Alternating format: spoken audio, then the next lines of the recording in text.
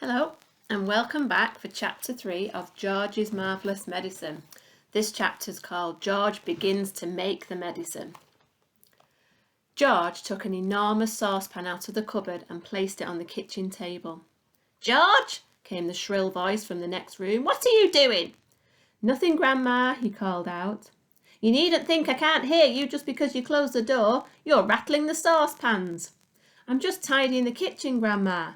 Then there was silence. George had absolutely no doubts whatsoever about how he was going to make his famous medicine. He wasn't going to fool about wondering whether to put in a little bit of this or a little bit of that. Quite simply, he was going to put in everything he could find. There would be no messing about, no hesitating, no wondering whether a particular thing would knock the old girl sideways or not. The rule would be this: whatever he saw, whether it was runny or powdery or gooey, in it went. Nobody had ever made a medicine like that before. If it didn't actually cure Grandma, then it would anyway cause some exciting results. It would be worth watching.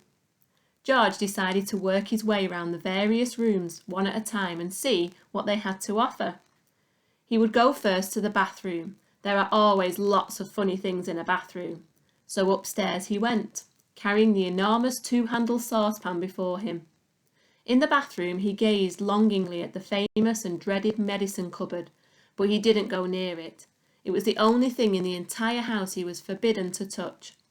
He had made solemn promises to his parents about this, and he wasn't going to break them. There were things in there, they had told him, that could actually kill a person, and although he was out to give Grandma a pretty fiery mouthful, he didn't want a dead body on his hands. George put the saucepan on the floor and went to work. Number 1 was a bottle labelled Golden Gloss Hair Shampoo. He emptied it into the pan. "That ought to wash her tummy nice and clean," he said. He took a full tube of toothpaste and squeezed out the whole lot in one long worm. "Maybe that will brighten up those horrid brown teeth of hers," he thought. There was an aerosol can called Super Foam Shaving Soap that belonged to his father. George loved playing with aerosols. He pressed the button and kept his finger on it until there was nothing left. A wonderful mountain of white foam built up in the giant saucepan. With his fingers he scooped out the contents of a jar labelled Vitamin-Enriched Face Cream.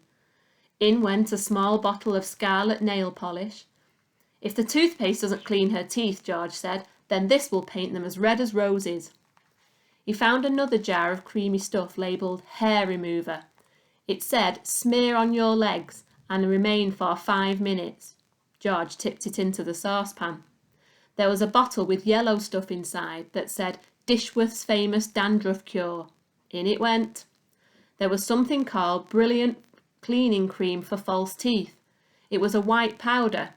In that went too. He found another aerosol called Nevermore Ponking Deodorant Spray, guaranteed to keep unpleasant body smells away for a whole day. "Ha! She could use plenty of that," George said, as he sprayed the entire canful into the saucepan.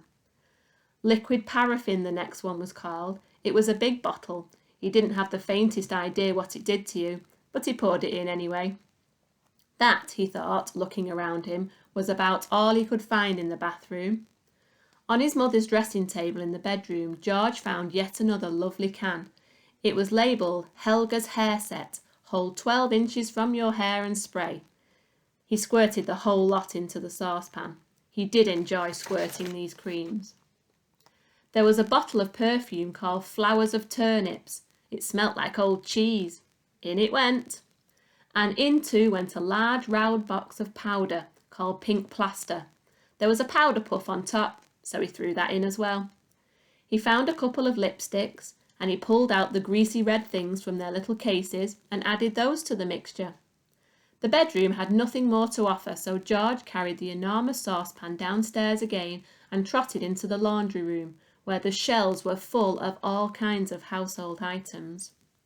The first one he took down was a large box of super white for automatic washing powder. It said it would make dirt disappear like magic. George didn't know whether Grandma was automatic or not, but she was certainly a dirty old woman. So she'd better have it all, he said, and tipped in the whole box full. Then there was a big tin of Waxwell floor polish.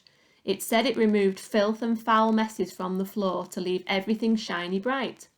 George scooped the orange-coloured waxy stuff out of the tin, plunked it in the pan. There was a round cardboard carton labelled flea powder for dogs. He thought. Good, poured it into the saucepan. He found a box of canary seed on the shelf as well. Perhaps this will make the old bird sing, he said, and in it went. Next, George explored the box with the shoe cleaning materials in, brushes and tins and dusters. Well now, he thought, Grandma's medicine is brown, so my medicine must be brown, or she'll smell a rat. The way to colour it, he decided, was to add some brown shoe polish. The large tin he chose was labelled dark tan. Splendid. He scooped it all out with an old spoon and plopped it in the pan. He would stir it up later. On his way back to the kitchen, George saw a bottle of gin standing on the sideboard. Grandma was very fond of gin. She was allowed only a small nip in the evening. Now he would give her a treat, poured in the whole bottle. Back in the kitchen, George put the huge saucepan on the table and went over to the cupboard that served as a larder. The shelves were bulging with bottles and jars of every sort. He chose the following things and emptied them one by one into the saucepan. A tin of curry powder, a tin of mustard powder, a bottle of extra hot chili sauce, a tin of black peppercorns, a bottle of horseradish sauce.